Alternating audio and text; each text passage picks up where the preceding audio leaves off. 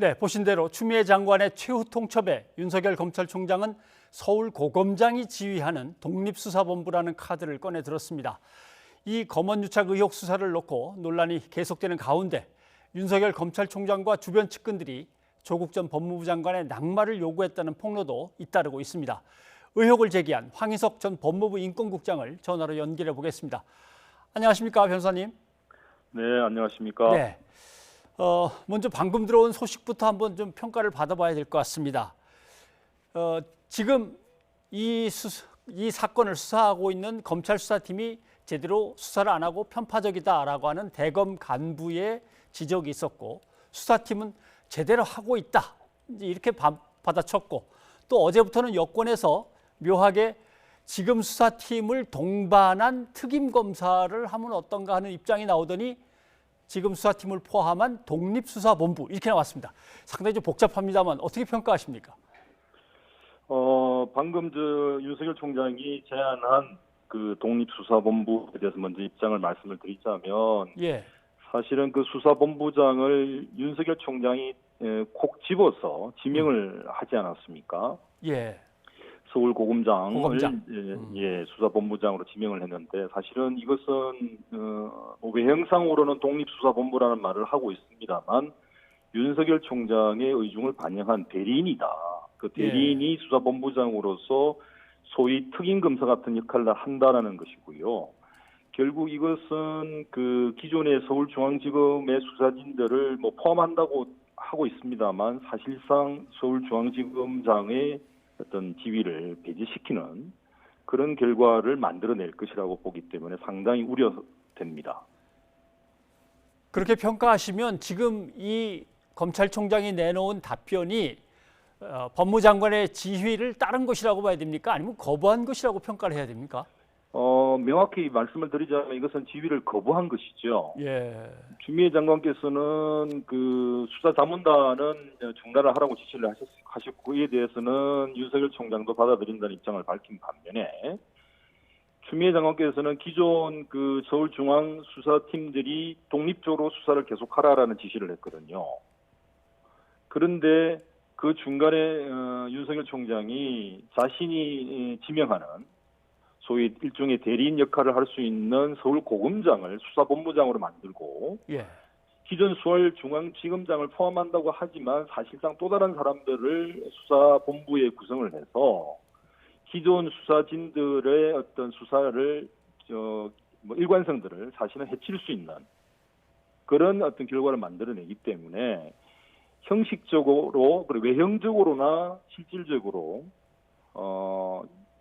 추미애 법무부 장관의 수사 지휘를 거부한 것으로 볼 수밖에 없습니다. 네, 알겠습니다. 그렇다면 추 장관은 그만하면 됐다라고 손을 그을 건지, 만약에 그게 아니라고 판단한다면 이제 어떻게 됩니까? 이건 거부한 거야라고 판단한다면? 그래서 이제 어떻게 판단하실지, 어떻게 결정을 하실지는 좀 두고 봐야 되겠습니다만, 지난 월요일부터 이 며칠 사이에 추미애 장관께서 그 분명한 메시지를 주셨다고 저는 봅니다. 예. 가부간의 결정을 하라라고 했고, 공과 사가 같이 갈 수 없다라고 분명히 말씀을 하셨기 때문에 달리 선택의 여지는 없지 않을까 저는 생각을 하고 있습니다. 예, 알겠습니다.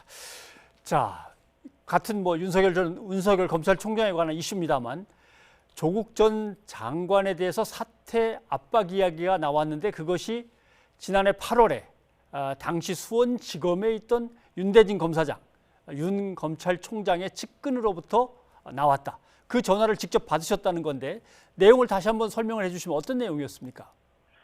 네, 그 8월 27일 날 화요일에 검찰이 조국 전 장관에 대해서 압수수색을 이제 시작하지 않았습니까? 예. 그 압수수색이 있기 전주 8월 23일로 압니다만은 8월 23일 날 아침 8시 41분인가 42분인가 이 무렵에 윤대진 그 당시 수원지검장으로부터 제가 전화를 받았습니다.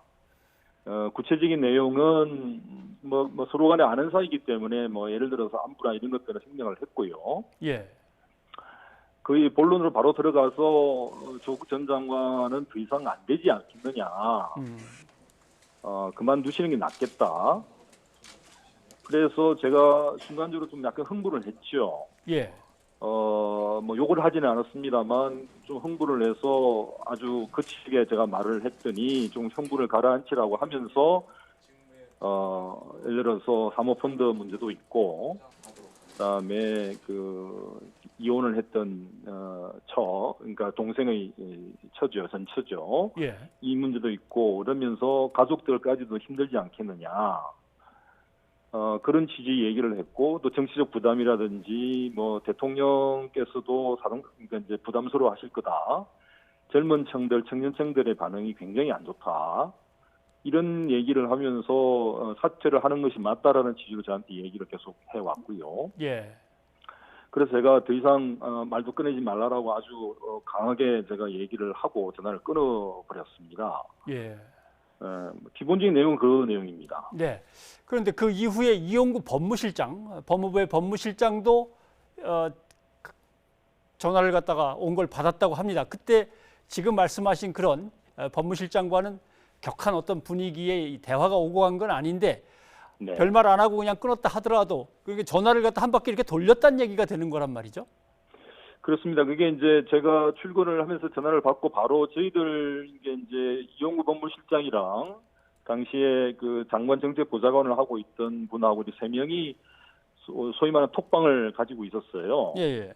그 톡방에다가 제가 이제 그 전화 받은 윤대진 검사장으로부터 받은 전화의 내용을 제가 올렸죠.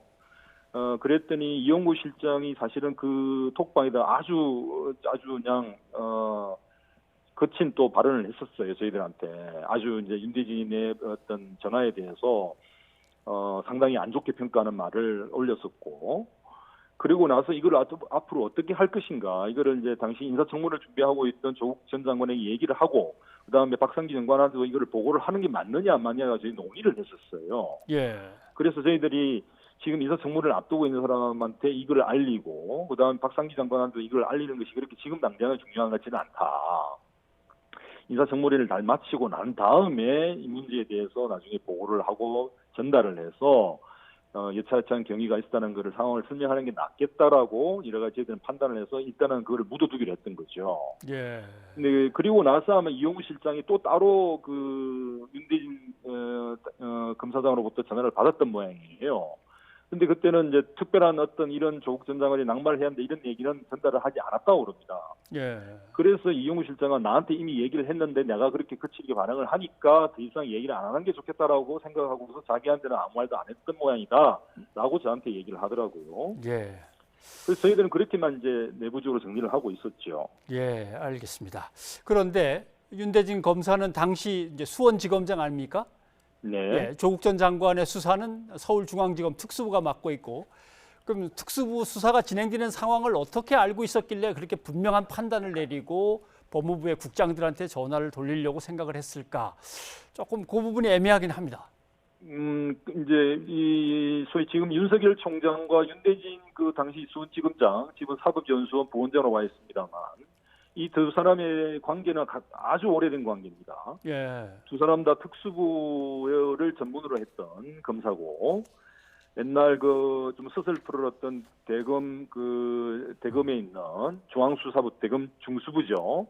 중수부에서도 같이 근무를 했었고, 그 이후에도 두 사람이 서로 밀어주고 끌어주는 관계가 아주 돈독했고요.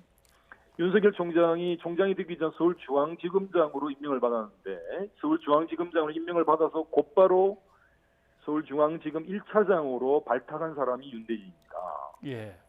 그리고 사적으로도 뭐 아주 가깝습니다. 윤대진 검사장이 저한테 직접 설명했던 바로는 예전에 소위 윤 총장의 결혼에도 사실은 일정한 관여를 했다라고 제가 알고 있고요. 김건희 씨하고 결혼하는데, 그래서 이 두 사람은 뗄래야 뗄 수 없는 관계이기 때문에 일반적으로 흔히 많이 알려진 바와 같이 두 사람은 예. 대윤, 소윤 이렇게 알려져 있죠. 그래서 그렇죠. 서로 근무지가 달랐다 하더라도 수사 상황에 대해서, 그리고 수사의 개시의 관계에 대해서 서로 깊이 의논을 하고 협의를 했을 거라고 저는 보고 있습니다. 네, 알겠습니다. 그런데 윤대진 당시 수원지검장 사실이 아니라고 반박을 했습니다. 그리고 또 일부에서는 근데 그걸 왜 이제 와서 이렇게 폭로를 하고 나서느냐라는 지적도 나오는데 여기에는 어떻게 답변하시겠습니까? 폭로라고 하기는 좀 그렇습니다만 이전에도 제가 법무부에 계속 재직 중인 동안에는 이 사실을 민주당 국회에다가 얘기를 하고요. 박상기 장관께는 8월 27일 날 바로 보고를 했었고, 조국 전 장관 후보자도 청문회가 끝난 다음에 제가 말씀을 드렸습니다. 그리고 청와대에도 이 관계된 사람들한테는 여러 가지 정보를 공유를 했기 때문에 굳이 제가 그것들을 지금 이제 와서 얘기한다라고 보기는 어렵고요. 다만 공개적으로 얘기하는 것은 최근에 있습니다. 그것은 이제 제가 법무부를 있는 동안에는 이걸 공개적으로 얘기를 할 수 없는 거고요. 그런데 마침 뒤에는 제가 이번 선거 과정에서 검찰 쿠데타 명단을 얘기를 했는데 이제 이 문제가 좀 더 확연히 국민들의 관심을 갖고 서로 이해하고 있는 이해 폭들이 넓어지고 있는 상황이기 때문에 이제는 이 얘기를 꺼낼 때가 됐다라고 저는 판단을 했습니다. 네, 알겠습니다. 오늘 여기까지 드려야 될 것 같습니다. 고맙습니다. 고맙습니다. 네, 오늘 윤대진 사법연수원 부원장의 말씀도 좀 들어보고 싶었는데 부속실로부터 인터뷰는 진행하고 싶지는 않다라는 입장을 전해 들었습니다. 여건이 된다면 언제든 허락된다면 윤대진 부원장의 얘기도 꼭 들어봤으면 좋겠습니다.